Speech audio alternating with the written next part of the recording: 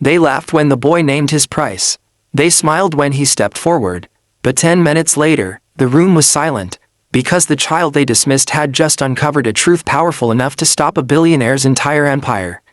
Before this story unfolds, take 1 second to subscribe to Black Inside 2.0, where hidden strength, quiet courage, and life-changing moments rise from the most unexpected places. Full one emotional story. The boy WHO spoke when the room would not. The boardroom sat high above the city, wrapped in glass and silence. From the 42nd floor, the skyline looked calm, almost peaceful, but inside the room, tension crawled beneath every breath. 8 executives sat in custom chairs around a polished table that cost more than most houses. Every suit was tailored, every watch whispered money, every voice carried authority. At the head of the table sat Daniel Harrow, a billionaire known for building companies fast and breaking rivals faster. He leaned back comfortably, fingers folded, eyes sharp with quiet confidence. On the massive screen behind him was a contract, written in multiple languages, layered with legal terms that even the firm's senior advisors struggled to untangle. Deadlines were closing in, millions were on the line, and no one could fully translate it. That was when the door opened.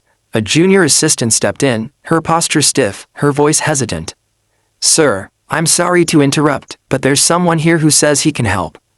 Daniel raised an eyebrow. "This meeting is closed, I understand," she said quickly. "But," he insisted. Behind her stood a boy. He couldn't have been older than 12. He wore a simple blue shirt, neat but clearly not expensive. His shoes were clean, though worn. His posture was straight, his expression calm, not scared, not cocky. Just focused. The room reacted instantly, brows lifted, a few people exchanged amused glances. Someone let out a quiet chuckle. Daniel tilted his head. "And who is this?" he asked. The boy took 1 step forward. "My name is Elijah," he said clearly. "I can translate the document on your screen." Silence, then laughter, not loud, not cruel, just the kind of laughter that comes from disbelief. Daniel smiled. "You," he asked gently, "do you know how complex that document is?" "Yes, sir, and you expect us to believe you can translate what an entire legal team couldn't?" Elijah nodded. "Yes." Another executive leaned forward. "This is highly technical international material." "I know," the boy replied. Daniel leaned back further, amused now. "And what do you want in return?" Elijah paused for half a second.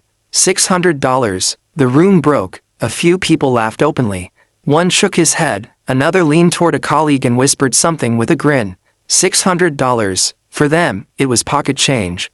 Daniel raised a hand, silencing the room. "You're confident," he said. "Why?" Elijah met his eyes. "Because the document is not only a translation problem," he said. "It's a meaning problem." That caught Daniel's attention. "What do you mean?" "It says one thing in English," Elijah replied calmly, "but something very different in the original language. And that difference could cost you everything." The smiles faded. Daniel stared at the screen.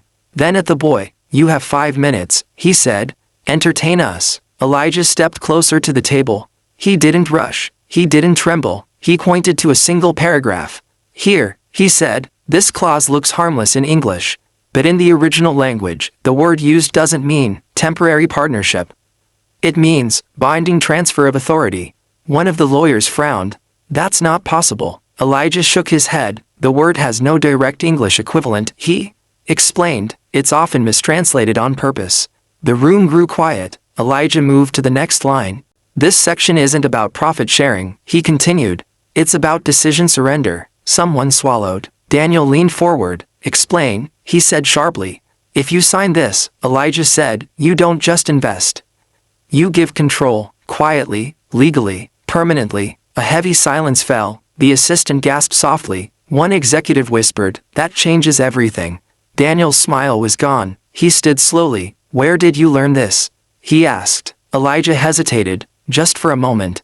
"My mother," he said. "She used to translate documents like this. Before she passed." The room softened slightly. "She taught me to read meanings," Elijah continued. "Not just words." Daniel stared at the screen again. Then he froze, because suddenly, the puzzle pieces aligned. The delays, the pressure to sign quickly, the vague wording, it was all there. He turned back to the boy. "Finish," he said quietly. Elijah did. Line by line, he uncovered traps disguised as opportunities. promises hiding control clauses, friendly language masking permanent consequences. By the time he was done, no one was laughing. No one was sitting back. Daniel sank into his chair.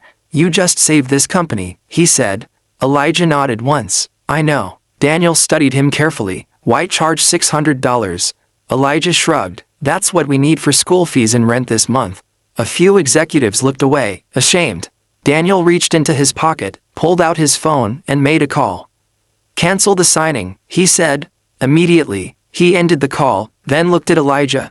"Come back tomorrow," he said. "With a guardian." Elijah blinked. "Why?" "Because," Daniel said, standing again, "I don't invest in documents anymore." He held out his hand. "I invest in people." If this story is touching your heart, make sure you're subscribed to Black Inside 2.0, where powerful stories rise from quiet courage. The aftermath. News spread quietly. The deal was withdrawn. The partner company vanished. A major loss was avoided, but the real impact wasn't financial. Daniel couldn't stop thinking about the boy, about how easily he had laughed, how close he came to losing everything, not because of money, but because of assumption. The next day, Elijah returned with his aunt. Daniel offered support, education, opportunity, not charity, respect. Years later, Elijah would walk into that same building, not as a visitor but as a professional. And the room would stand when he entered, because power doesn't always announce itself loudly. Sometimes, it speaks softly, and changes everything. Never underestimate the quiet voice in the room, because wisdom doesn't always wear a suit, and sometimes, the smallest voice carries the greatest truth.